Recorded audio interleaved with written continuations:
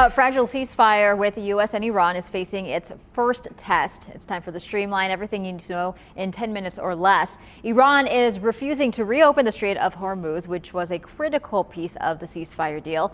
Iran claims that the U.S. broke a promise to stop Israel from bombing Lebanon, but the White House says Lebanon was never part of this deal. I think this comes from a legitimate misunderstanding. I think the Iranians thought that the ceasefire included Lebanon, and it just didn't. We never made that promise. President Trump posted on social media saying the U.S. military will stay in and around Iran until everything in the ceasefire agreement is in effect. He added that our military is looking forward to its next conquest. The White House says the first in-person negotiations with Iran will happen this weekend in Pakistan.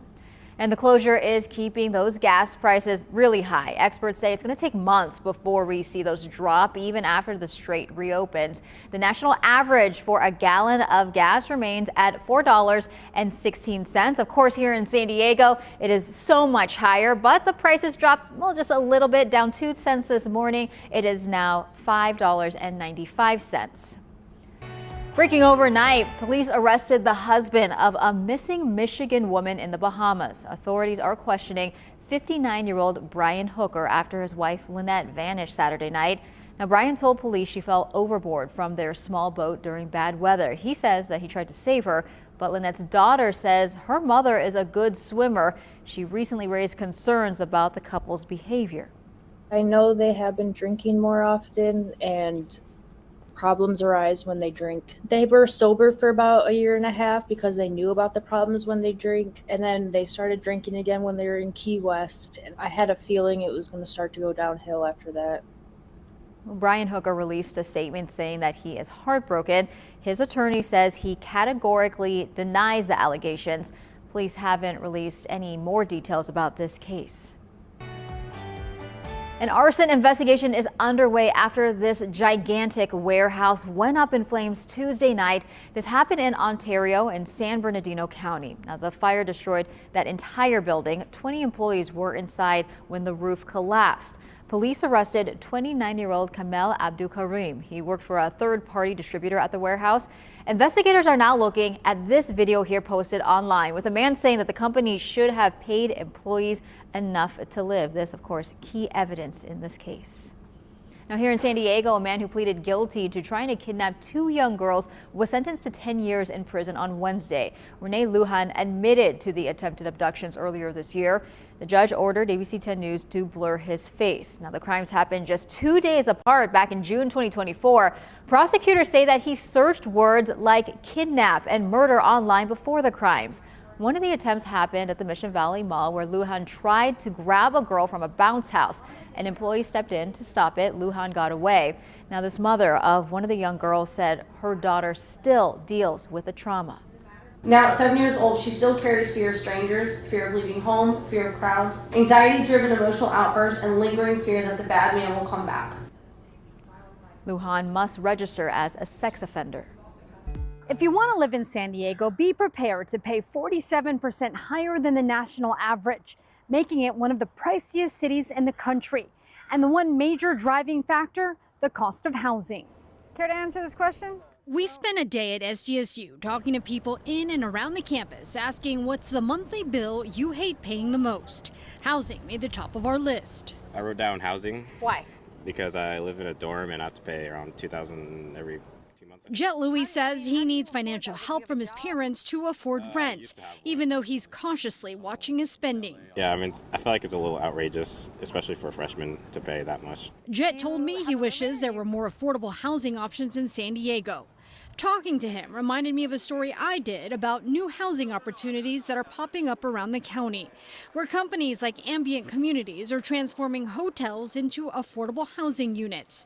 While the units are smaller in size, the site offers more community areas, fit for students, those just starting out, military families, or retirees. The reality of these units is the square footage of the units is relatively small.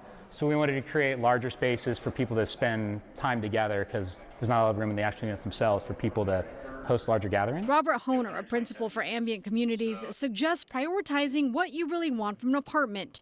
You can factor that into the price and take a look at furnished apartments so you can save on purchasing appliances like a washer, dryer, dishwasher, and microwave.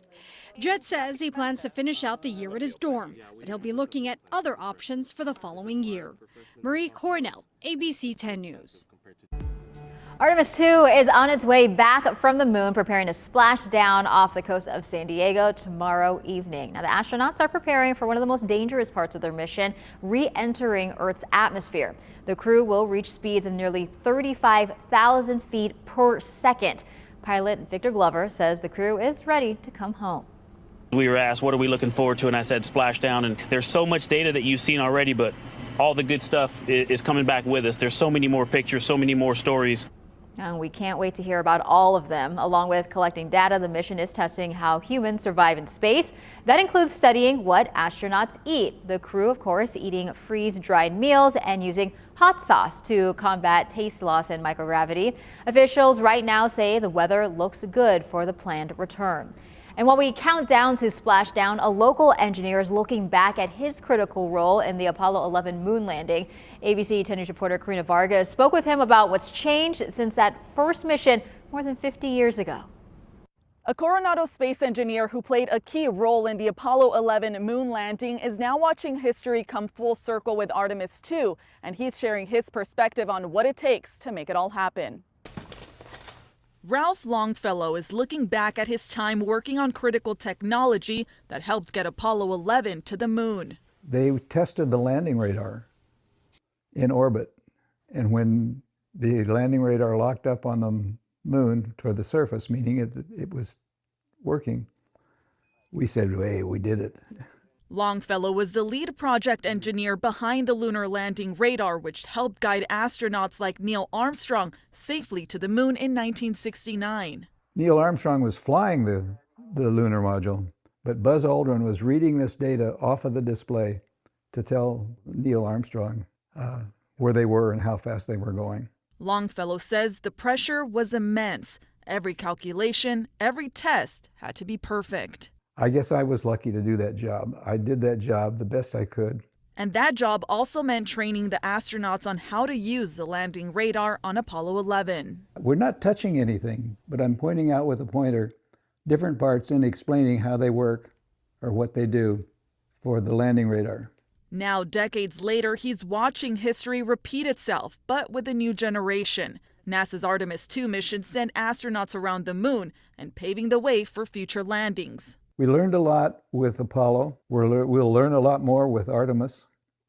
We'll put people on the moon. I just hope they have a good landing radar when they go to land.